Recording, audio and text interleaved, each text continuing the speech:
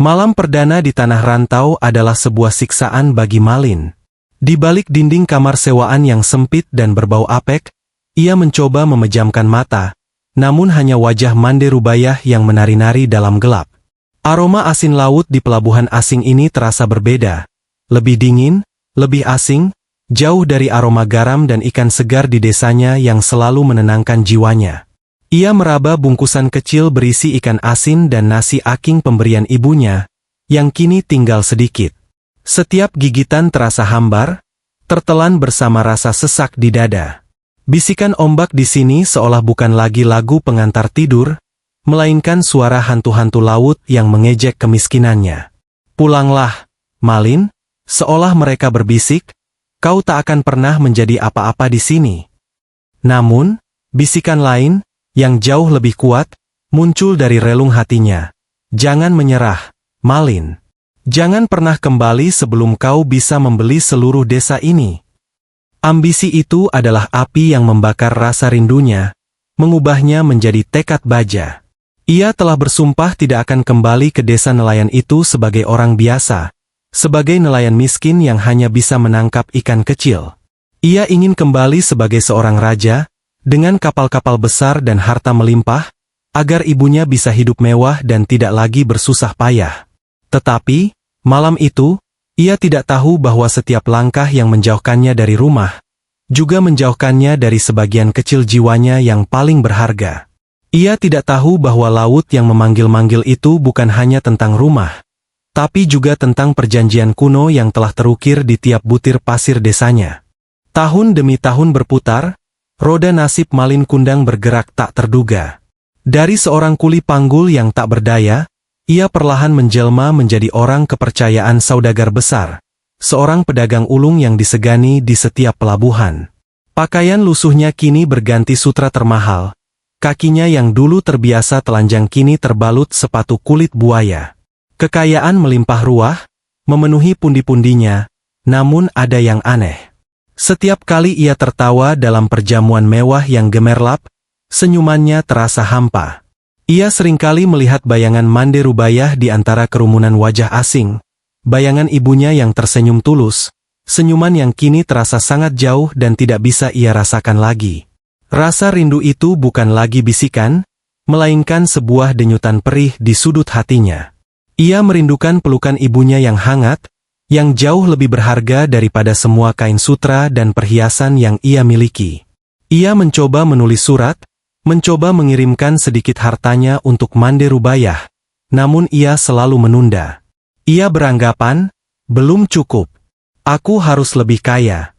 Aku harus pulang dengan sebuah kapal megah, bukan hanya mengirim beberapa koin perak. Ironisnya, semakin tinggi ia meraih, semakin jauh ia terbang, semakin ia merasa asing dengan dirinya sendiri. Senyuman tulus Mande Rubaiyah kini telah digantikan oleh seringai bangga di wajahnya sendiri, sebuah penukaran yang tidak pernah ia minta, namun telah terjadi. Suatu sore, di sebuah pasar kuno yang dipenuhi aroma rempah dan cerita-cerita lama, Malin menemukan sebuah liontin jangkar yang unik. Terbuat dari logam yang sangat gelap, liontin itu memancarkan cahaya biru redup, seolah memiliki kehidupan sendiri. Ada ukiran aneh di permukaannya, simbol-simbol kuno yang tidak Malin pahami. Ia membelinya, merasa terhubung dengan benda itu, sebuah pengingat akan profesi nenek moyangnya sebagai pelaut.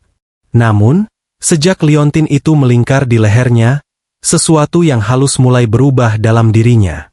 Setiap kali kerinduan pada Mande Rubaiyah menyentuh hatinya, liontin itu seolah berdenyut dingin, membisikkan janji kekuasaan. Kasih sayang adalah kelemahan, Malin. Lupakan masa lalu, tataplah kejayaan di depanmu, begitu bisikannya yang tak terlihat. Hati Malin yang tadinya bergejolak karena rindu, perlahan menjadi dingin. Ia mulai memandang Mande Rubaiyah sebagai simbol kemiskinan dan keterbelakangan yang harus ia tinggalkan. Ia mulai meyakinkan dirinya sendiri bahwa ibunya pasti bangga jika ia menjadi raja, meskipun itu berarti ia harus mengkhianati setiap janji kepulangan. Liontin itu, tanpa ia sadari, bukan sekadar perhiasan, melainkan sebuah katalis yang mempercepat erosi kasih sayangnya, menukar kerinduan dengan ambisi yang tak terbatas. Kehidupan Malin Kundang mencapai puncaknya ketika ia berhasil memenangkan hati putri seorang saudagar kaya raya yang sangat berkuasa. Namanya adalah Putri Citra, seorang wanita jelita dengan mata tajam yang selalu menilai. Di hadapan Putri Citra, Malin membangun sebuah kisah hidup yang sama sekali baru. Ia mengaku sebagai seorang pangeran dari kerajaan di seberang pulau, yang kapalnya karam dan kehilangan semua hartanya, namun berhasil bangkit dengan kegigihan. Ia menghapus jejak masa lalunya sebagai anak nelayan miskin. Setiap kali ia mengucapkan kebohongan itu, kerinduan pada Mande Rubayah berubah menjadi rasa bersalah yang menggerogoti. Namun, rasa takut kehilangan status dan kekayaan yang ia genggam lebih besar dari segalanya. Ia takut jika Putri Citra mengetahui kebenaran, ia akan ditinggalkan dan kembali menjadi orang miskin. Jadi, ia terus mengenakan topeng kebohongan itu, semakin hari semakin tebal. Ia mengirim utusan ke desanya untuk memastikan Mande Rubayah tidak akan datang mencarinya, dengan alasan keselamatan. Sebuah kebohongan baru, yang lebih besar, untuk menutupi kebohongan sebelumnya. Ia tidak tahu bahwa setiap untaian kebohongan yang ia rajut, akan menjadi tali yang mencekiknya di kemudian hari. Suatu senja yang sendu, ketika Malin sedang berlayar mengarungi samudra, kapalnya berlabuh di sebuah pulau kecil yang sepi. Di sana, ia mendengar seorang kakek tua mendendangkan melodi yang sangat ia kenal, lagu pengantar tidur yang sering Mande Rubayah nyanyikan untuknya. Melodi itu menusuk hatinya yang beku, membuka kembali kotak kerinduan yang selama ini ia kunci rapat. Malin berlari ke dalam kabinnya, membiarkan air mata mengalir deras. Ia melihat dirinya di cermin, seorang pria kaya raya dengan wajah angkuh, namun di dalamnya adalah seorang anak kecil yang merindukan ibunya. Ia merindukan masakan sederhana ibunya, ia merindukan sentuhan lembut jemari Mande Rubayah. Ia memukul meja, hampir saja memerintahkan nahkodanya untuk memutar haluan, pulang ke desa. Namun, pikiran tentang Putri Citra, tentang kekayaannya, tentang status sosialnya, kembali menguasai. Tidak, Malin. Jangan menjadi lemah, bisik liontin jangkar di lehernya, bersinar redup. Kau sudah hampir sampai. Jangan hancurkan semuanya. Dengan susah payah, ia menyeka air matanya, memasang kembali topeng angkuhnya, dan keluar dari kabin seolah tak terjadi apa-apa. Tangisan rindu itu kini terbungkam, terkunci rapat di balik dinding ambisi yang tak terbatas. Di desa, Mande Rubayah jatuh sakit. Tubuhnya kian renta, dan setiap malam, ia selalu memanggil nama Malin. Di saat yang sama, di istananya yang megah, Malin dihantui mimpi buruk yang sama berulang kali.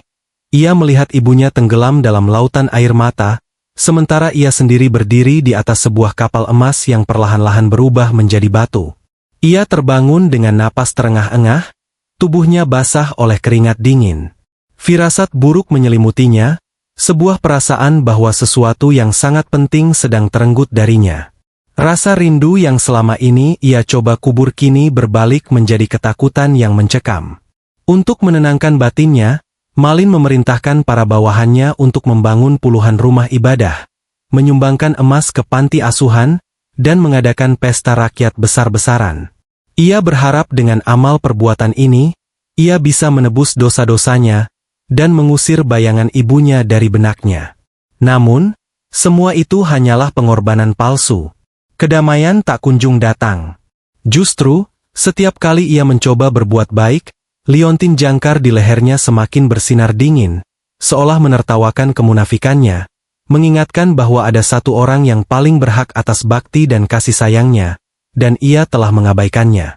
Malin Kundang kini telah menjadi saudagar paling berkuasa di seluruh wilayah. Armada kapalnya memenuhi pelabuhan, emasnya melimpah ruah hingga tak terhitung. Namun, di tengah semua kemewahan itu, Malin merasa semakin kosong. Hatinya telah menjadi padang pasir yang tandus. Ia mulai membenci kerinduan itu, menganggapnya sebagai kelemahan yang menghambat dirinya untuk mencapai kebahagiaan sejati. Ia meyakinkan dirinya sendiri bahwa semua keberhasilannya adalah hasil kerja kerasnya sendiri, tanpa campur tangan doa atau restu siapapun, termasuk ibunya. Laut yang dulu menjadi saksi bisu janjinya kepada Mande Rubayah, kini ia benci. Laut mengingatkannya pada desa nelayan yang miskin, pada masa lalu yang ingin ia kubur dalam-dalam. Ia bahkan memerintahkan untuk membangun istananya jauh dari pantai, namun suara ombak tetap saja berbisik di telinganya, membawa kembali kenangan yang pahit.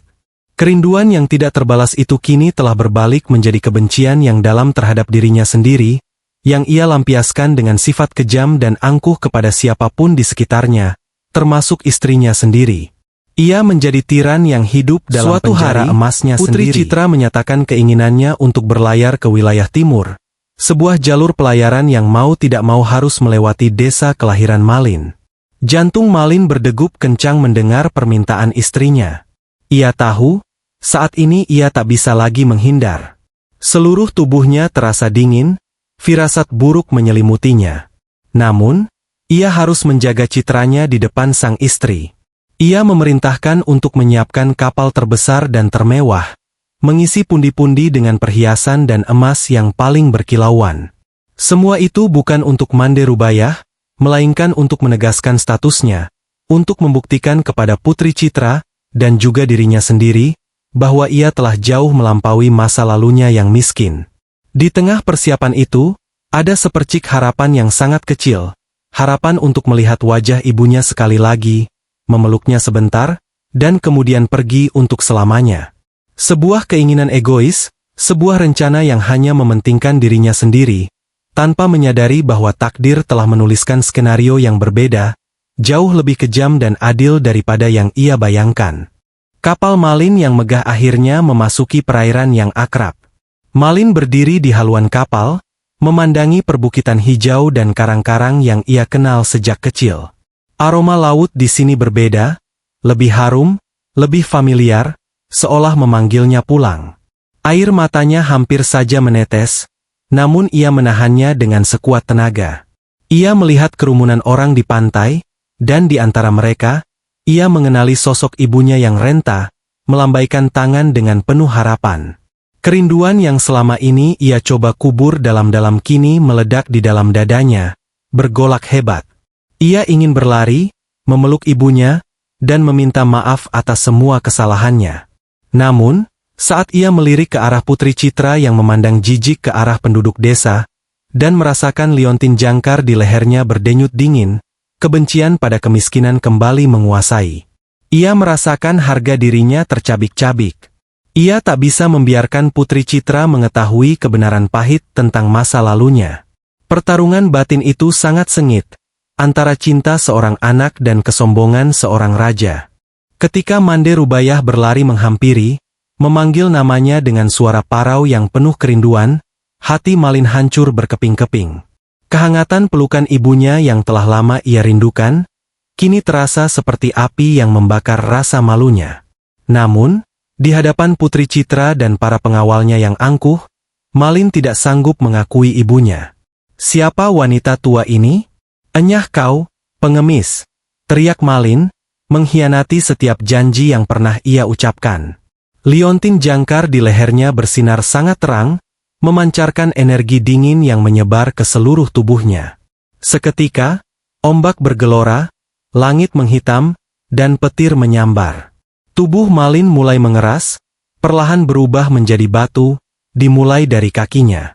Di detik-detik terakhir kesadarannya, ia melihat wajah ibunya yang hancur, mendengar jeritan Putri Citra yang ketakutan, dan merasakan penyesalan yang tak terhingga.